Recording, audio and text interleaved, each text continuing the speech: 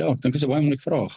Daar's weer eens 'n geestelike en 'n vleeslike openbaring. 'n Vleeslike openbaring as jy terug in die Romeinse kerk, dan word jy 'n monnik, van bly in 'n klooster en jy val in by al daai reëls.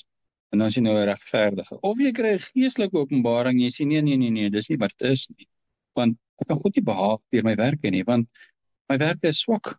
Soos jy nou sê, ons is almal sondig. En wanneer is ek regverdig?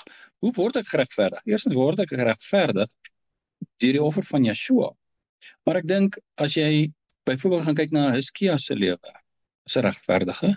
As jy gaan kyk na Dawid se lewe, is 'n regverdige, is 'n sondeloos. Nee, maar met Dawid, ek gebruik hom altyd as 'n voorbeeld as ek dit wil illustreer. Maar hy's 'n man na God se hart, maar hy's 'n moordenaar en 'n egbreker, maar hy's regverdig. En ek dink elkeen van ons sal in ons hart weet, waar is jy? Is jy weergebore? Dit beteken dan is ek gewas deur die bloed van die lam. Volg ek die lam waar hy ook al heen gaan? Beteken, offer ek die offers wat dit eis om op hierdie pad te kan loop agter hom aan. En daai offers beteken ek gaan hier ongewild wees, ek gaan daar skade ly, ek gaan dit en ek doen dit. Dit beteken nie ek lei 'n volmaakte lewe nie, want niemand van ons kan nie. Hy wat sê dat hy sonder sonde is 'n leienaar en hy maak God tot 'n leienaar, want ons kan nie sonder sonde wees nie.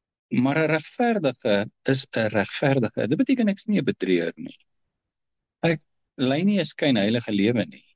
Ek gee nie voor nie. Ek het my probleme. Ek doen die goed wat ek self haat, maar ek is geregverdig deur die bloed van die lam en ek volg hom waar hy my lei.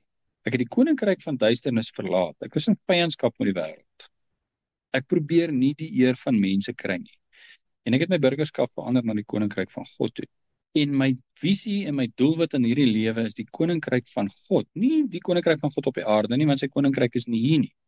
Hy is hoogstens in my hart hierso. Maar hierdie is die koninkryk van duisternis, maar ek weet sy koninkryk is op pad hiernatoe en ek beywer my vir sy koninkryk. En ek ly skade hier ter wille van dit, indien nodig.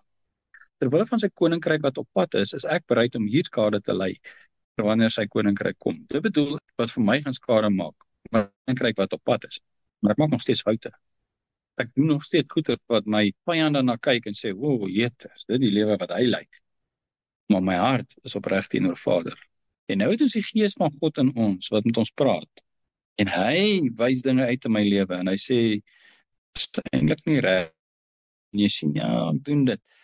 Jy gebruik byvoorbeeld manipulasie, en jy weet dit nie eens, en dis jy groot geword het, jy het dit aangeleer, want jy was bietjie gekarnaval as 'n kind, en toe het jy manipulasie aangeleer om net kan bestaan. Nou is jy groot mense, jy gebruik nog steeds manipulasie, maar jy weet dit nie, dis jou manier van lewe. Maar manipulasie is nie mooi, dis nie reg. Ja, dis eintlik maar selfsug. En dan, iemand sê dit dalk vir jou, en dan weier jy net en sê, "Man, dis nie so en ek is opreg." En dan begin die gees met jou werk, en dan sien jy, ja, miskien, en dan het jy 'n keuse, gaan ek gehoorsaam wees aan die gees of nie? En dan begin jy verander, en jy begin ontslaa raak van dit. En jy sien, maar ek doen dit net om my sin te kry, en ek wil nie hê my sin moet geskied nie, ek wil hê God sin moet geskied. En dan begin jy dit doodmaak. En dan begin die volgende ding. Maar dit het niks te doen met jou opregtheid. Met jou manipulasie in jou is jy klaar opreg. En as jy ontslaag geraak het van manipulasie, is nie meer opreg. Jou opregtheid is jou verhouding met Vader.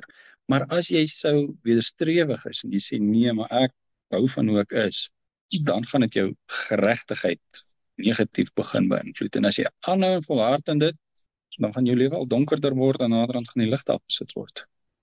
Vers 23 van Psalm 139 is dalk iets wat ons kan bid om agter te kom, maar hoe opreg is ek? Hy sê, deurgrond my, o God, en ken my hart, toets my en ken my gedagtes. En kyk of daar by my 'n weg is van smart, lei my op die ewige weg. En dit is ook maar wat jy nou gevra het, maar hoe weet ek? En Dawid het ook gesê, hoe weet ek? En dan sê hy, deurgrond my, o God, en ken my hart. En wat dan gebeur is, Vader sien in jou hart, hier is hierdie ding.